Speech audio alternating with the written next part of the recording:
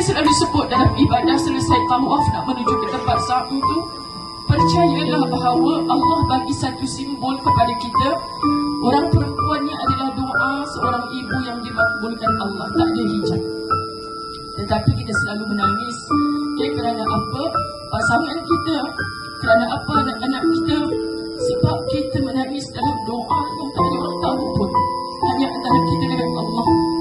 Tetapi mengusahakan antara Safa dan Marwah, apa keajaiban dan besarnya kesan yang Allah tunjuk air Zam-Zam yang sampai sekarang tak putus tu, tak keluar di Bukit Safa atau di Bukit Marwah.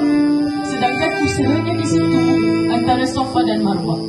Kat mana tempat keluarnya air Zam-Zam? Di tempat diletakkan Nabi Ismail keseorangan dan menangis lapar.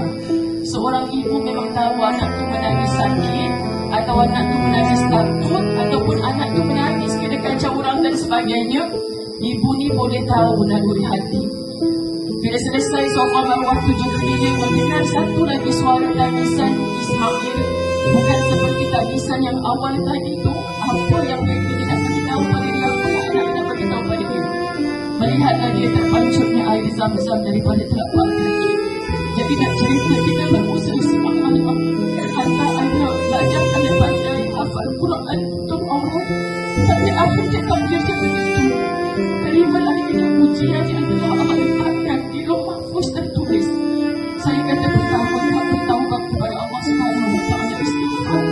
Kita nampak dosa anak kita, tapi kita tak tahu apa yang Allah nak bersihkan dalam diri kita.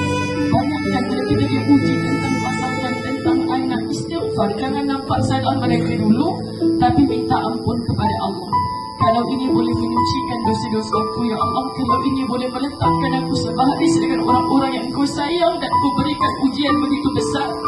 Lalu digelar mereka itu Rasul Ulul Azmi antaranya. Subhanallah, sahabat-sahabat, syurga itu bukan dapat secara percuma.